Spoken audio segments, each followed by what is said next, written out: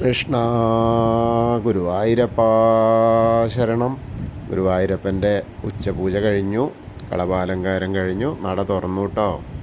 അപ്പോൾ എല്ലാവരും വരൂ, ഗുരുവായൂരപ്പനെ കാണാം. ഇന്ന് ഏത് രൂപത്തിലാണ് നമ്മളെ ഭക്തരെ കാത്തു നിൽക്കുന്നത് എന്ന് നോക്കാൻ നമുക്കും ഭയങ്കര ആകാംക്ഷയായിട്ടാണ് നമ്മളിപ്പോൾ ഇരിക്കുന്നത്. അപ്പോൾ നമുക്ക് നേരെ ആ വലിയ ഗണപതി ക്ഷേത്രത്തിലൊന്ന് പോയിട്ട് ഗണപതി ഭഗവാനെ ദർശിച്ച് അവിടുന്ന് അനുഗ്രഹമൊക്കെ വാങ്ങി മുട്ടൊക്കെ അറുത്ത് പോരാം. അങ്ങനെ ആ ഗണപതിനെ സുഖമായിട്ട് തൊഴും ചെയ്യാമല്ലോ.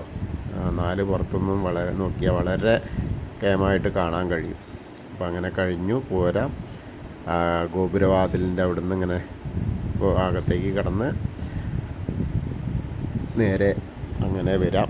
അങ്ങനെ വരുന്ന സമയത്ത് ഇന്നിപ്പോൾ വലിയ തിരക്ക്, വ്യാഴാഴ്ചയാണ്, വലിയ തിരക്കൊന്നുമില്ല, എന്നാൽ കുറച്ചൊക്കെ ഉണ്ടേനി എന്ന് പറഞ്ഞ മാതിരി.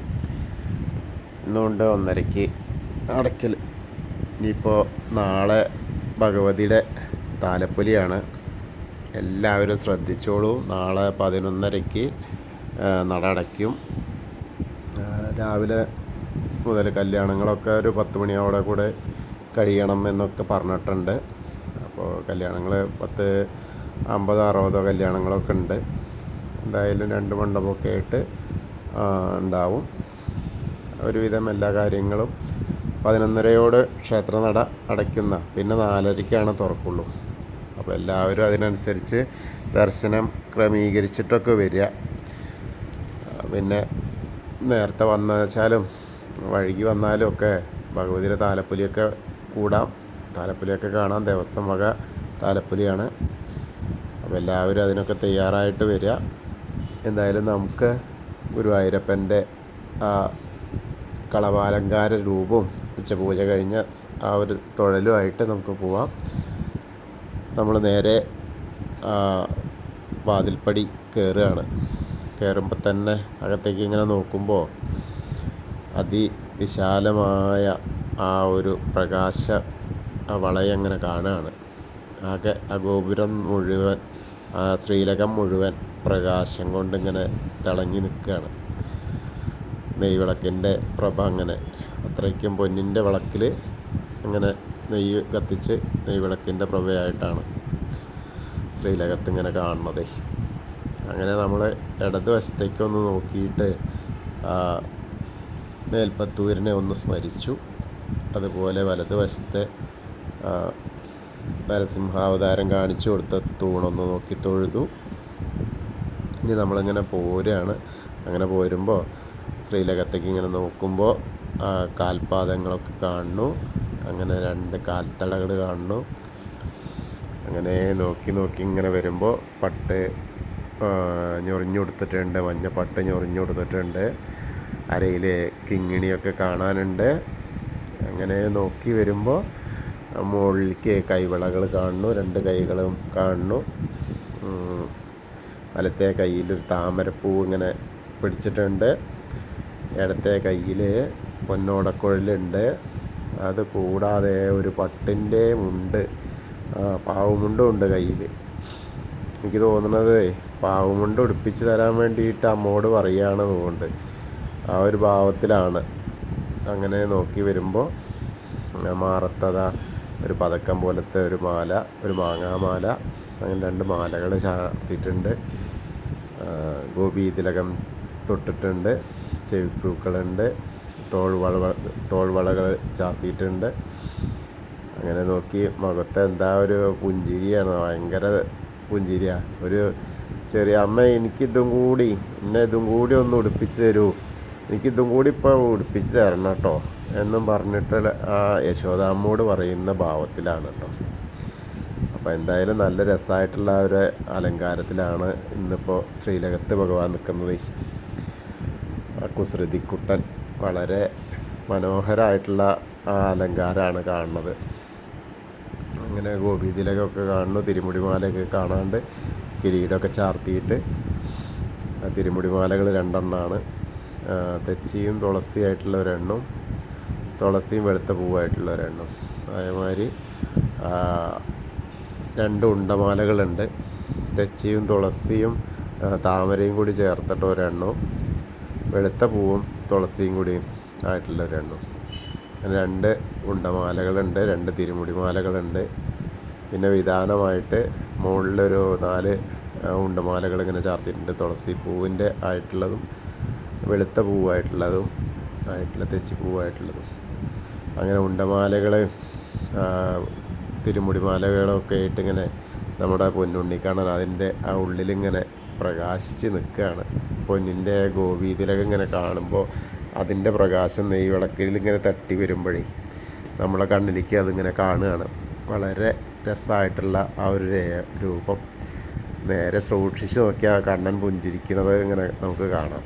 അത്രയും സൂക്ഷ്മത വേണം. നമ്മളെ ബാക്കി എല്ലാ കാര്യങ്ങളും നമ്മളെ അറിയുന്ന കണ്ണനാണല്ലോ. അപ്പോൾ എല്ലാ കാര്യങ്ങളും നമ്മളിപ്പോൾ ആ ശ്രീലകത്തിൻ്റെ മുൻപിലാണ്. എല്ലാവരും എൻ്റെ കൂടെ ഇപ്പോൾ ശ്രീലകത്തേക്ക് നോക്കിയിട്ട് നിൽക്കുകയാണ് എന്ന് മനസ്സിൽ സ്മരിച്ചോളുക.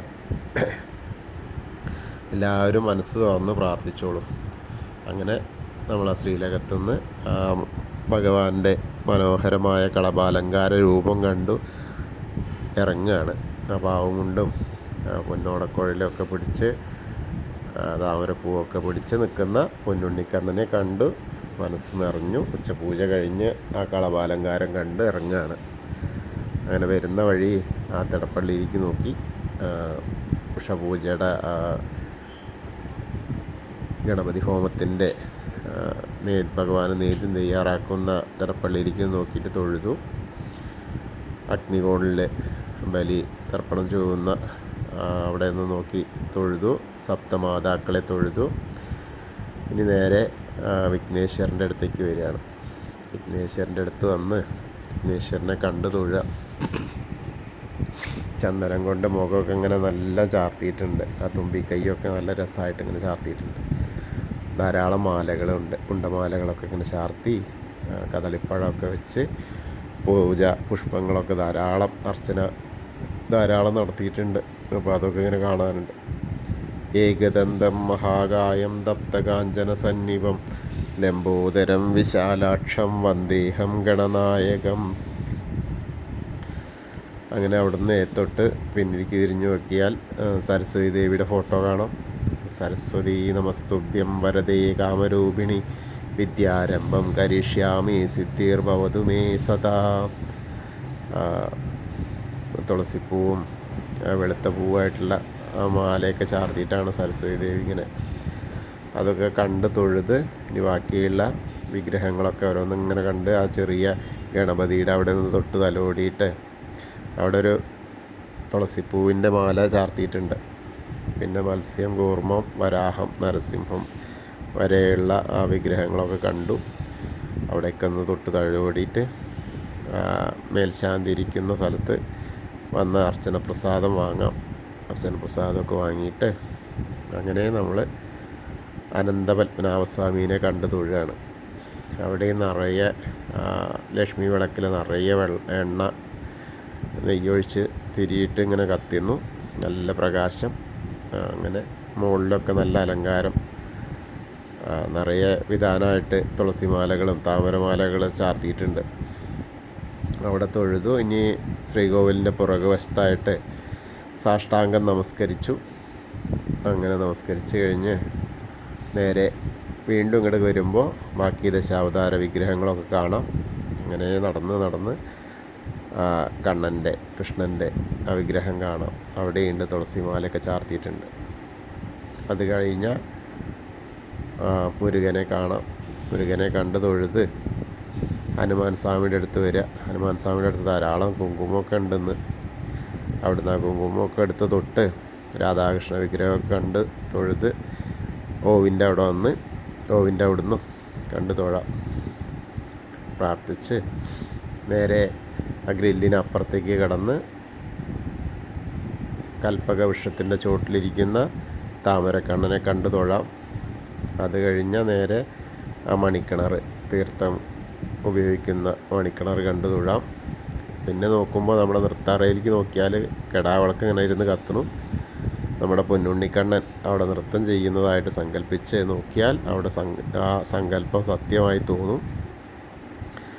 അങ്ങനെ അവിടുന്ന് തൊഴുത് നേരെ ഇങ്ങനെ വരുമ്പോൾ കുറൂരമേനയും നാരദരെയും ഒക്കെ കണ്ട് ഇങ്ങനെ തൊഴുത് കൃഷ്ണാട്ടത്തിൻ്റെ വേഷമൊക്കെ കണ്ട് തൊഴുത് ഇങ്ങനെ പോന്ന് വടക്കേ നടയിലൂടെ പുറത്തിറങ്ങി പ്രസാദ കൗണ്ടറിൻ്റെ അവിടെ നിന്ന് ചന്ദനവും തീർത്ഥമൊക്കെ വാങ്ങി തൊഴുത് നേരെ എടത്തരികത്ത് കാവിലെ ഭഗവതിയുടെ അടുത്തേക്ക് വരികയാണ്.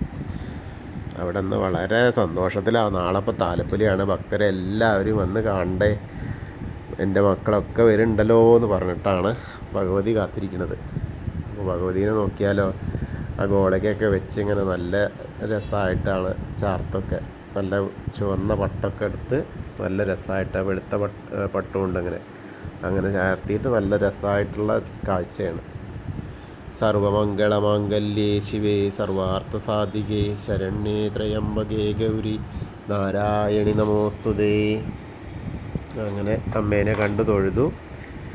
കുറച്ചും കൂടി ഇങ്ങോട്ട് പോന്ന് മമ്മിയൂരപ്പൻ്റെ ഫോട്ടോ കണ്ടു. മമ്മിയൂരപ്പനെ നോക്കി തൊഴുതു. നമശിവായ നമശിവായ നമശിവായ എന്നുള്ള പഞ്ചാക്ഷരി മന്ത്രം ജപിക്കുക. എന്നിട്ട് മമ്മിയൂരപ്പനെ മനസ്സിൽ ധ്യാനിക്കുക. അത് കഴിഞ്ഞാൽ കൊടിമരം നോക്കിയിട്ട് തൊഴാം. അങ്ങനെ വരുമ്പോൾ കൊടിമരത്തിൻ്റെ അധിയനെ ഒന്നുകൂടി ശ്രീലകത്തേക്ക് നോക്കിയിട്ട് നമ്മുടെ പൊന്നുണ്ണിക്കണ്ണനെ വലത്തെ കയ്യിൽ താമരപ്പൂവും ഇടത്തെ കയ്യിൽ പട്ടുമുണ്ടും പൊന്നോടക്കുഴലൊക്കെ പിടിച്ച് നിൽക്കുന്ന ആ സുന്ദര കുട്ടനെ കാണാൻ വേണ്ടിയിട്ട് ഒന്നുകൂടി നമ്മൾ ശ്രമിക്കുകയാണ്. അപ്പോൾ ഒന്നുകൂടി കാണാം. അങ്ങനെ കണ്ടു, ഭഗവാനെ കണ്ടു തൊഴുതു. അങ്ങനെ കൂത്തമ്പലത്തിൻ്റെ അവിടെ വന്നു. കൂത്തമ്പലത്തിലേക്ക് നോക്കിയിട്ട് തൊഴുതു. അങ്ങനെ വരുമ്പോൾ അയ്യപ്പസ്വാമിയുടെ അവിടെ നിന്ന് കണ്ടു തൊഴാം. അയ്യപ്പസ്വാമീനെ കണ്ടു തൊഴുത് ഭൂതനാഥ സദാനന്ദ സർവഭൂതദയാപര രക്ഷ രക്ഷ മഹാബാഹു ശാസ്തേ സ്തുഭ്യം നമോ നമ. അങ്ങനെ അയ്യപ്പസ്വാമീനെ കണ്ട് തൊഴുത് വലം വെച്ച് പടിഞ്ഞാറ നടയിലേക്ക് വരികയാണ്. പടിഞ്ഞാറ് നടയിൽ വന്നിട്ട് ദീപസ്തംഭത്തിലേക്ക് നോക്കിയിട്ട് ആ വേണുഗോപാല സ്വരൂപത്തെ കാണാം. അതുപോലെ കൊടിമരത്തിൻ്റെ മുകളിലേക്ക് നോക്കിയാലും ആ വേണുഗോപാല സ്വരൂപത്തെ കണ്ട് തൊഴാം. അങ്ങനെ തൊഴുത് നേരെ നമ്മൾ ഇന്നും ഗുരുവായൂരപ്പൻ്റെ ഉച്ചപൂജയും കളഭാലങ്കാരമൊക്കെ കണ്ടു തൊഴുതു. എല്ലാവരും, എന്നെ ശ്രവിക്കുന്ന എല്ലാവരും ഗുരുവായൂരപ്പൻ്റെ ഉച്ചപൂജ കളഭാലങ്കാരം കണ്ടു. അങ്ങനെ മനസ്സിലേക്ക് ആ ചിന്ത അങ്ങോട്ട് വന്നാൽ മതി, ഗുരുവായൂരെത്തി എന്നുള്ള ആ ഒരു ചിന്ത മതി. അങ്ങനെ നമ്മൾ ഗുരുവായൂരപ്പനെ കണ്ടു തൊഴുതു, ഉച്ചപൂജാലങ്കാരം കണ്ടു തൊഴുതു. കൃഷ്ണായ വാസുദേവായ ഹരയേ പരമാത്മനെ പ്രണതക്ലേശനാശായ ഗോവിന്ദായ നമോ നമ. ഹരേ കൃഷ്ണ. ഗുരുവായൂരപ്പാ ശരണം. എല്ലാവർക്കും ഗുരുവായൂരപ്പൻ്റെ അനുഗ്രഹം ലഭിക്കും.